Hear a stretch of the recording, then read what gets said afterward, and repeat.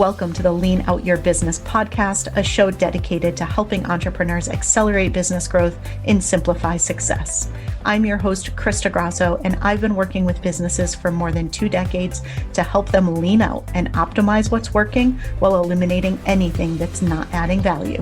So if you are ready to get more time back in your day, more profit in your business, and to do business differently, growing and scaling on your terms, let's dive into today's episode.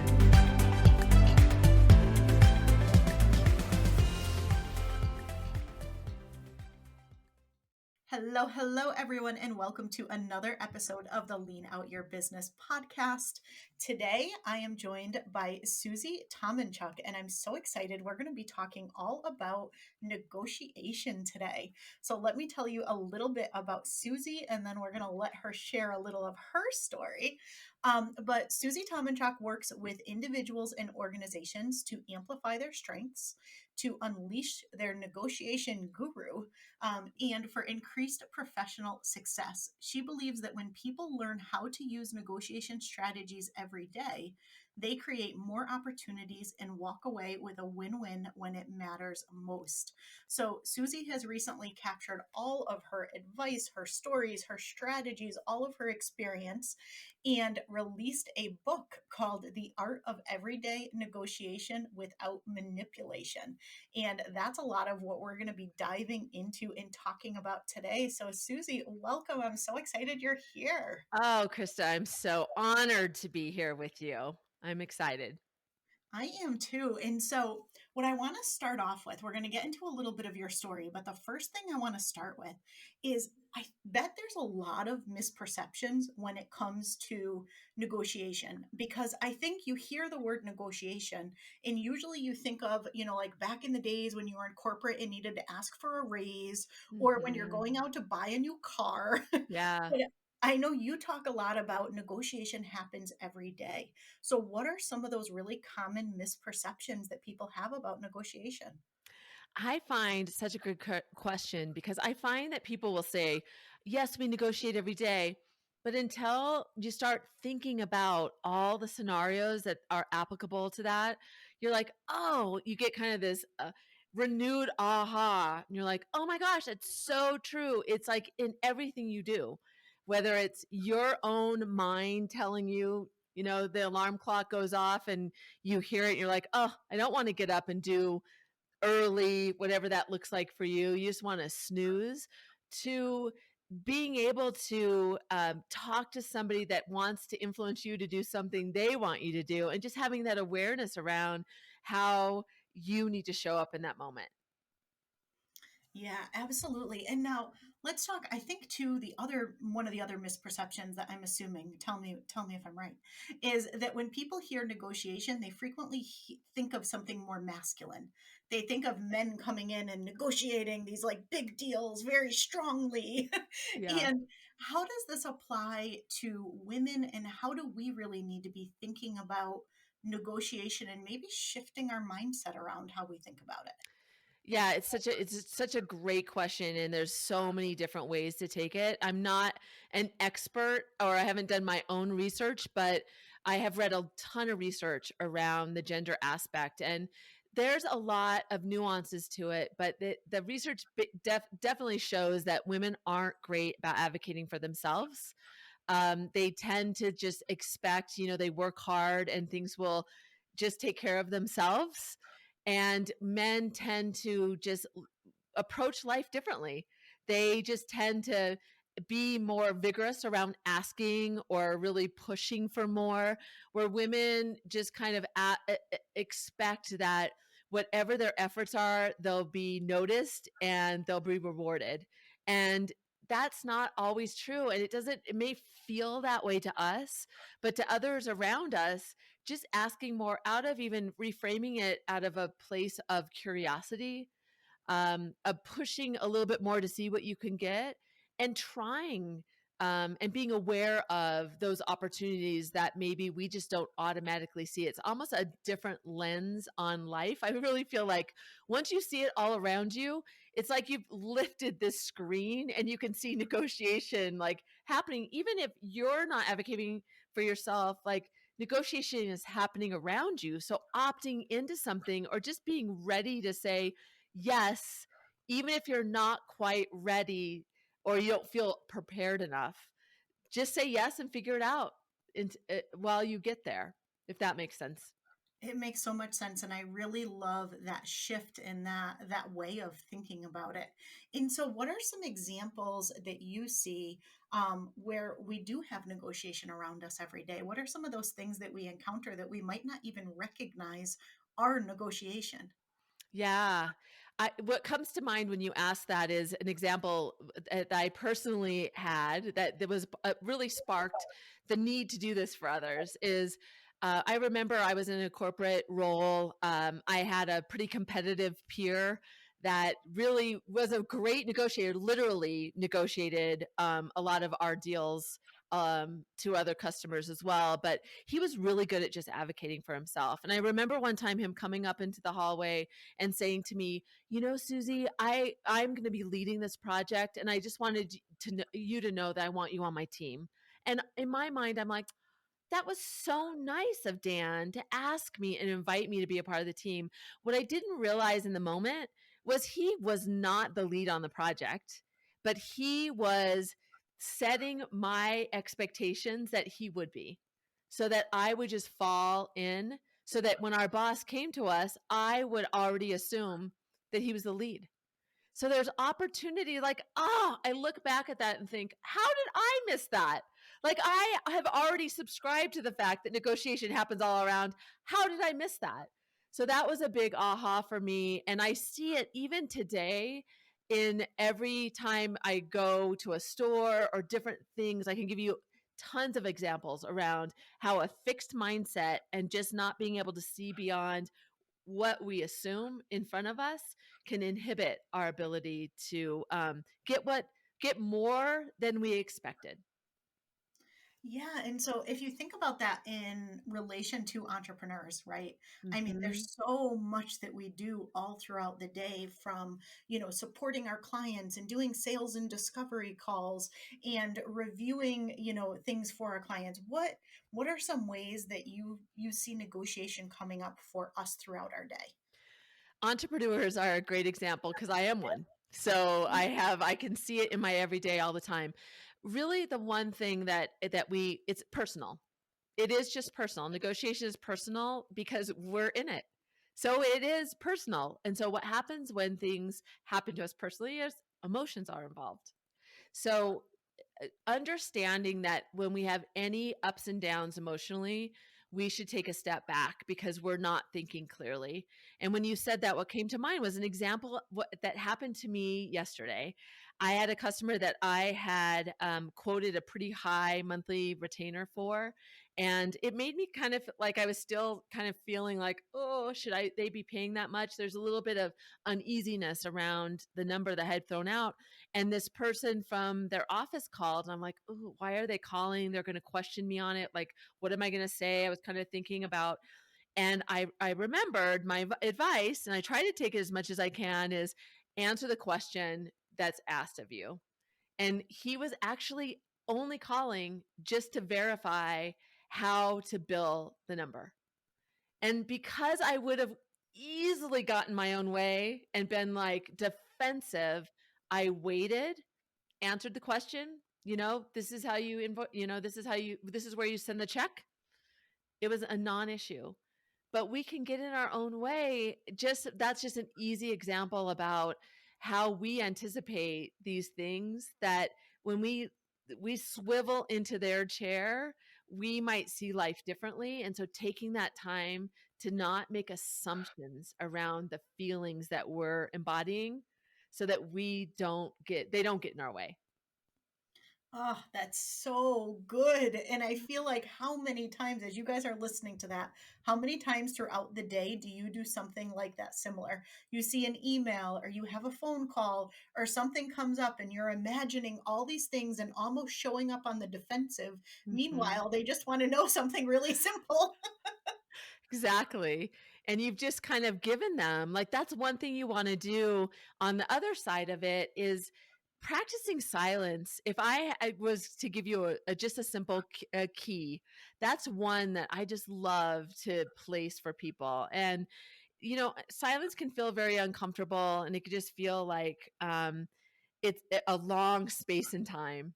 But doing that allows you to kind of get your kind of feeling back. It allows you to get some objectivity. And sometimes they talk first. Most of the time, they talk first. So you can hear what's on their mind. But when we're nervous, we tend to keep talking. So just really being concise and answering the question that's asked of you is a good way of just stopping and practicing that silence. I think that's a key one if you want to try a party hack that you can start today. I love that. And I feel like that kind of saves us from negotiating against ourselves without realizing we're doing it. Absolutely. Such a good point. That's exactly right. So let's dive into, I'd love to hear a little bit more about your story and why negotiation. Like, how has this played a role in first your corporate journey and now your entrepreneurial journey to really get you to where you are today? Yeah, as so many people start their story, it wasn't by design. I was in a corporate role where I was doing pretty high-end deals with media companies and found myself, just because I have a very outgoing personality, you might be able to tell, and I get people really quickly. So I was put in place to do some of the deals at a time when there wasn't a lot of vigor around the business process. So they started putting me in front of these big clients like Viacom and Discovery, Boeing, and I was doing multi-million dollar deals, and I was successful because I would really think about I had a natural tendency to think about all of the lever points and how to get both parties to a final scenario that everybody could be happy with.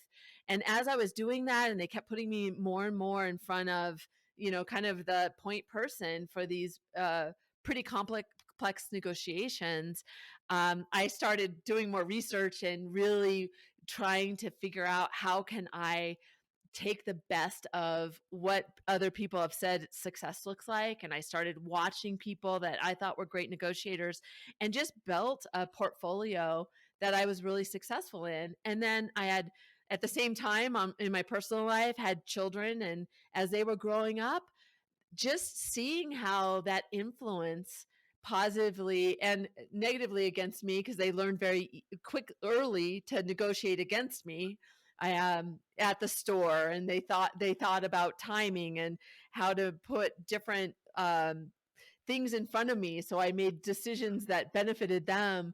I saw that it happened every day, and it got me really excited because I thought, wow, I can take the best of what real, I don't want to say real negotiators, but people that negotiate for a living, and help people understand that we need to use these things. It'll make us better humans, better professionals, better entrepreneurs, and we get more comfortable with the idea of negotiating because we're not as afraid to try, if that makes sense.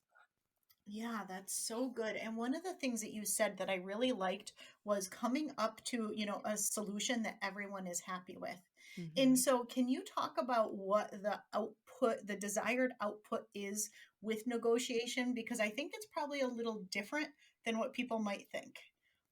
Yeah. So if you think about all negotiations, the only few, it doesn't matter about the long-term relationship. I mean, I can only really think about really a car salesman. Like, does it really matter if you make his day? You're not really going to have a long-term relationship with them. But every other negotiation normally involves, I should say, typically involves somebody that you're going to have a relationship with. So you never want to leave that relationship with the other party feeling like you took advantage of them. And so, with that, it's not that you're not going to ask for what you believe you deserve, or pushing beyond kind of the limitations that we put on ourselves about what our value is, but it also is having that lens on the other side and what's important to them. Because sometimes what's important to them is not what's important to you, and you can give them something that you don't care giving up, but they would feel really happy with. So, so many times we kind of get so focused on and tied up around the negotiation process that we don't take the time to think about what the other side needs. And so opening up our ability to look at it objectively and considering the needs of ourselves to get through it and what you can do to benefit the other side allows you to see it more holistically in a way that can help reframe it. Like we were talking about the gender piece, and what the research shows is women aren't necessarily always great at advocating for themselves, but if they reframe it for themselves that this is for their team, they're great at negotiating for other people and for their team. So if I'm doing a salary negotiation for myself, or as a business owner, you're negotiating a deal, it benefits more than you. It benefits the people that work on your team, it benefits your family, it benefits your future self. You need to think about whatever you need to do to reframe it for yourself can help you. Can enable you to really take a more objective view and move into and through the negotiation, feeling a little more confident. Oh, that's so good. Like I could totally feel that while you were talking because I can sometimes myself just be like, well, it's not that big a deal for me. I want to do what's going to make Mhm. them happy. But if I then start thinking about, but if I'm doing this for my team, for my Mhm. husband, for my dogs, like if I start thinking about the impact, all of a sudden I'm going to be much less likely to make all of those concessions where at the end of the day I didn't really feel great about it. That's so good. Yeah. It is powerful. It is Yeah, powerful to think about it like that. I love it. All right. So, in the book, one of the things that you talk about that I'd love to have you share a little more about is the four-part framework to negotiation. So, can you share a little bit about what that is? Yeah, so the reason I came up with it is because of that stereotypical way we all have a relationship with the word negotiation because we all know it. And so having people not focus on what that is and what that means to them, that was really the purpose of the framework. So the framework looks at the journey, I would say, of the negotiation. Whether it is a high stakes negotiation, you may stay within these phases longer, or a short term. Like negotiation can be, how are you going to show up for your peer or your partner when you have to talk about something that's a little sticky? And so you can use this framework even when you think about approaching a conversation that it has a negotiation aspect to it, even though it feels very personal. It could be about, how you're going to share funds, or where you're going to go on vacation. Like there can be a lot of those things that are a part of this framework as well. So the four parts are prepare, aware, close, and evaluate. And so it's just thinking about before you go in, it's the preparation. There's research that shows that the party that's more prepared does better. Preparation encompasses not only the pieces of that I talked about that are important to you and to the other side, but it also anticipates how you're going to feel and how are they going to feel and how you're going to react. So the more you can prepare with those, it allows you when you go into the aware, which is the second phase, about what's going on. So if you know what you want, you're really clear about how you want to get through, then when you're in the moment, you maybe still feel those same feelings, but you are more able to objectively move through because you've agreed with yourself about what your end in mind is. So it's just about getting there. And you can make decisions based on those very thought out plans during the aware phase. So the aware is about being aware of the other party. How do you need to convince them? How much, where are they in the process of saying yes? What do you need to do to get them to understand your side so that you're not just in here? You're also anticipating them. And then the close, which we lose so many entrepreneurs, they have a plan and they're doing their plan. And if they just have a little bit of awareness around, okay, they're ready to say yes, ditch the rest. They've said yes. and go to close. What do we need to do next? So having intention about being aware of when that close happens, and then evaluates all about how do we get better? What do we do well? What do we know now that we're better at? Maybe we can go, silence really worked. I'm going to use silence again. And journaling or whatever that means for you, so that when you go back to the start and you're starting to prepare, you can take some of those best practices that you're learning along the way to then really help yourself be better the next time. Yeah, I love that framework. It just makes it so simple to think about how to approach negotiation. So, let's talk a little bit more about the book. So, why a book? Exciting. And what are some of the other kind of key takeaways that people will get if they pick up your new book? Yeah, it's been really great. I did it because I got a lot of people when I would do speaking that would say, "Oh my gosh," or that I would coach about their approach. They would say, "Can you put this in writing somewhere so we have something to go back to?" So that was such a great endorsement. So I wrote the book, and then now people have read it, which is also like, oh, people are going to read it, like, ah! And what people have said to me is, this is something I can come back to. I like that this is a cookbook of ideas that I can apply to a lot of different situations. And it allows you to see through the stories that I have of how negotiation has shown up for me in all aspects of life. It then allows people to see, oh, now I see it in this and that. And so just even having that awareness, and then taking some of those keys, like framing the conversation. Who anchors first? What do you do if they anchor first versus you anchor first? How to practice silence? Obviously that's a favorite one of mine. But what are some of the things that you can use in your day to day? And then you're really building your skill, your tool belt, if you will, to be able to, when the stakes are high, you can really show up in a way that you're more confident, you feel better, and you'll know what the framework is to follow. So it's all about, how do people that just do it every day can use this to allow themselves to get more along the way, and then when it matters most, they're ready. I love it. I feel like these are just life skills, they're Mm. business skills, they're professional skills. It's just, I feel like it's something that's so valuable and something that for all of you who are listening, I don't know if you like wake up every day and think negotiation, right? But when I hear you talk about it, it makes me realize negotiation really does happen around me all day long. And how often during the day do I negotiate? So I think it's such a great book, really super valuable. And so, can you tell people where they can find the book?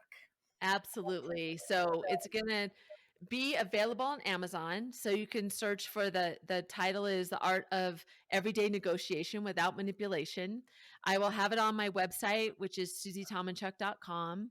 And that will have has all the specifics around how to find it, how to order it. And if you go to negotiationlove.com, there's a freebie there that gives you a cheat sheet on things that you can do to start to activate your negotiator, so that you can try some things in your day to day. So those are the places to find the book and more information about it. Oh, I love it, everyone. Of course, all of the links will be in the show notes below. But tell us, what else is going on? What do you have coming up, and what are you really excited about as we get ready to step into the new year? Yeah, I love to just see how negotiation really comes alive for people. I love to hear the success stories. So I am going to be launching in the new year a negotiation intensive course, a 2-day, half-day session with some ongoing opportunities for people to have workshops and talk about some negotiation scenarios that are happening in real time. And I find that people love to hear the stories of others, because it allows you to see negotiation all the time. And obviously, I just love the topic. It gets me completely inspired. And just being able to give, like you said, it's an essential tool for all of us to really understand and embrace so that we, whatever channels that we use it in, can be better off for ourselves and all the people around us. So that's what's next for me, is really spreading the word and helping people in a more also real-time way be able to take these the framework into their real life. I love it. And so now I'm like dying to hear the answer to this, but this is the question I ask everybody. And I want to hear what you have to say. So, how do you work smarter, not harder, and keep things lean in your business? Such a good question, because I'm definitely a person of overwhelm. I am very optimistic about time and how much I can force into a small amount of time, and that I can do everything myself. So you didn't ask me to say this, but you have been my coach and helped me really figure out that how to how to make my overwhelm, put it in categories that I can accomplish, and making sure that I'm prioritizing and focusing on what's going to really get me to the next level. So I hate to say it, because it's going to sound like this was contrived, but that's my true answer, is I couldn't do it alone. And I think that's really fair for so many of us entrepreneurs. And you've really given me the ability to be successful by becoming more lean in what I'm doing, and being able to move the business forward without being the only person that is involved in that. Well, thank you. No, definitely was not expecting that answer. However, that makes me incredibly happy to hear. And you are absolutely amazing. And I love seeing your journey unfold. I'm so excited for all of you to check out Susie's book. Really, it's absolutely incredible.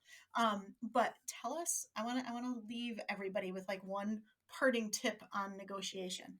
Any final things that you think everybody should keep in mind as they think about negotiation every day? Yeah. One thing that people talk about a lot is don't say yes to the first offer. And so obviously you can dissect that and understand that that means you'll leave money on the table if you say yes right away.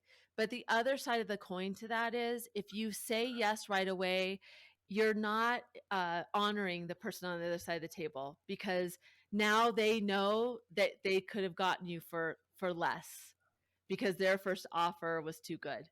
So not only should you never say yes to the first offer, the first thing, so that you continue to negotiate and you understand that everything's a negotiation, it also is good for the relationship to even take the time to say, I need to consider this.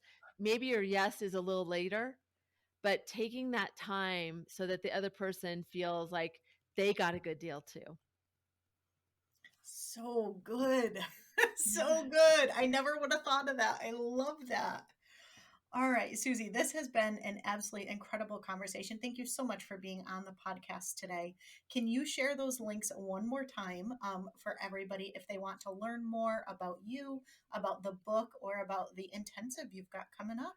Absolutely. You can find everything on my website. It's susietomenchok.com, which you should probably look up, because it's not probably spelled exactly like you would think, but susietomenchok.com. And Negotiation Love, because everybody should love negotiation, is where you can get the freebie, and that will also give you more information about my website. And then the book will, getting the link to the book is also on the website as well. So you can either go to Amazon and find it there directly, or just go through my website. Excellent. Well, thank you so much. And everybody, all those links will be down below in the show notes. But Susie, thank you so much for being on the show. We'll definitely have to have you back again to dive even deeper into this. So everyone, thanks so much for tuning in this week. We will see you again next week.